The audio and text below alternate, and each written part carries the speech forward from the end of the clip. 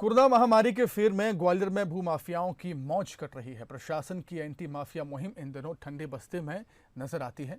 लिहाजा पिछले दिनों बड़ा अभियान चलाकर शहर की जिन अवैध इमारतों को तोड़ा गया था वो एक बार फिर बुलंद होकर प्रशासन को मुंह चढ़ा रही है। रिपोर्ट देखिए आप। मध्य प्रदेश में जब एंटी माफिया अभियान ने जोर पकड़ा तब ग्वालियर भी खूब सुर्खियों में रहा। अभियान न सिर्फ अवैध इमारतों पर बुलडोजर चलाए जाने को लेकर बल्कि कांग्रेस नेताओं पर कार्रवाई को लेकर भी चर्चा में रहा। लेकिन इस बीच कोरोना काल भूमाफिया के लिए स्वर्ण काल बनकर आया। प्रशासन की नजर हटते ही भूमाफिया ने फिर से अपनी बिल्डिंगें तान दी। प्रशासन की नाक के ठीक नीचे भूमाफिया फिर पनप गया, लेकिन अफसर हाथ पर हाथ रखकर बैठे हुए हैं। देखिए, इसमें जैसे आपने संज्ञान में लाया हमारे, हम विधिवत एक बार हमारे पास लिस्टिंग है ऑलरेडी कौन कौन से इंक्रोचमेंट हटाए गए थे उस समय, उन सबको पुनः परीक्षण करके और दोबारा उनको कार्रवाई करके, और यदि शासकीय भूमि पर अतिक्रमण होगा तो शासकीय भूमि को हम संबंधित विभाग को अलॉट करेंगे और पुनः कार्रवाई करेंगे। माफियाओं पे लगातार कार्रवाई की जाएगी। कांग्रेस एंटी माफिया अभियान पर लगातार सवाल उठाती रही।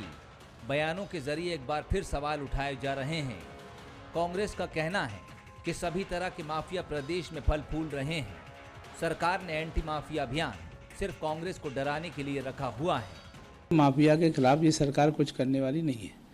जो कुछ माफिया अभियान था वो केवल कांग्रेस कार्यकर्ताओं को, कांग्रेस के नेताओं को प्रताड़ित करने के लिए था।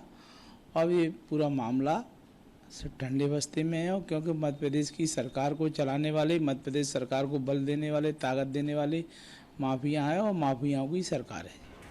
लेकिन बीजेपी अपने स्टैंड पर कायम है। उसका कहना है कि अगर कहीं माफिया पनप रहा है तो कांग्रेस शिकायत करे, फौरन कार्रवाई की जाएगी। वहीं बीजेपी कांग्रेस को फिजूल की सियासत न करने की सलाह भी दे रही है। कांग्रेस के लोग ये चिन्हित करें कौन सा माफिया है, कौन सा नहीं है माफिया, बताएं तो वो, अगर साहस है उनके अंदर। भारतीय जनता पार्टी योजनाबद्ध तरीके से कार्यक्रम चलाती है। अभी इस समय हमें जरूरत क्या है? कोरोना वायरस महामारी के समय लोगों के साथ, संकट में उनके साथ खड़े होना है। इस स्थान से दूसरे स्थान पर लाने का एक प्रयास, एक भ्रामक प्रयास कांग्रेस कर रही है। लेकिन एंटी माफिया अभियान के दौरान जमींदोज अवैध इमारतों का एक बार फिर खड़ा हो जाना कई तरह के सवाल खड़े कर रहा है। शहर की बेशकीमती जमीन एक बार फिर माफिया के हाथ में है। देखना दिलचस्प होगा कि भूमाफिया और प्रशासन की लड़ाई के बीच जीत किसकी होगी। प्रहलाद सिंह, बंसल न्यूज, ग्वालियर।